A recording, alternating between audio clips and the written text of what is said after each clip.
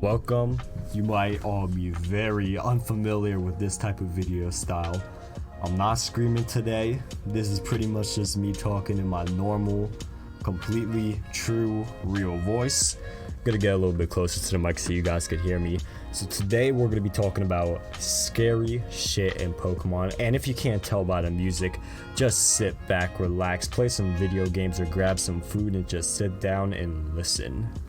So I'm not gonna lie, a few days ago, I deadass found out it was Halloween, and I didn't really have a video topic in mind, so I just figured let's just have a chill talk about, the scary stuff in Pokemon, because sometimes Pokemon can have some of the most ludicrous and outrageous stuff you'll ever see. First example, this shit scarred me when I was a child. We're talking about the Hex Maniac.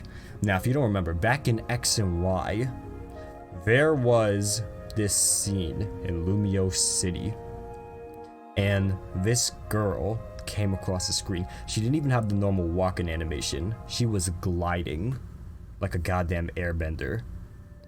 And she said, "No, you're not the one." Now, keep in mind, when I played X and Y, I was a very young boy, and I was also playing at night, so as you can imagine, this scared the fuck out of me. Like, I deadass not touched the game for another 3 days. I thought that shit was haunted. Genuinely terrible. Speaking of another genuinely terrible thing that happened when I was playing Pokemon at night, Sinnoh. I think it was some mansion. It was by the second gym. I want to say the Aquatique mansion, but I think that's Johto. But all I remember is in this mansion, I'm trying to think. The name's gonna bug me. I'm just gonna scream it out in the middle of nowhere, but whatever. So, now this is just going off 100% memory, because it's been a minute since I played a Sinnoh game. What happened was, there was this mansion. You went into it. There was this certain room, and there was, I think, a butler and a little girl, and there was a table laid out, and they were just gliding across like the Hex Maniac. And they started throwing plates.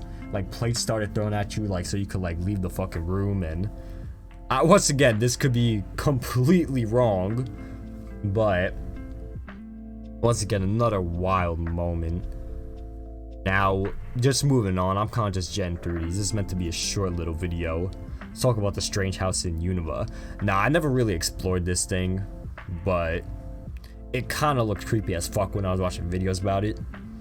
So, first of all, it gives you this really eerie vibe, because the couch and the shit like the lamps, I forgot the proper terminology for it, they were fucking moving up and down like they were possessed. And then you get into this room, and there's this chick talking about, I think it was Darkrai, and how Darkrai just took her father's life, or something really dark like that.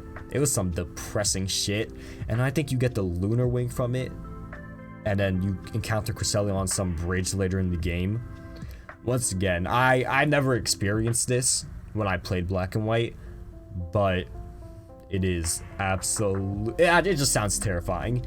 And if I was playing Black and White when I was younger, I probably would have been straight up terrified of something like that.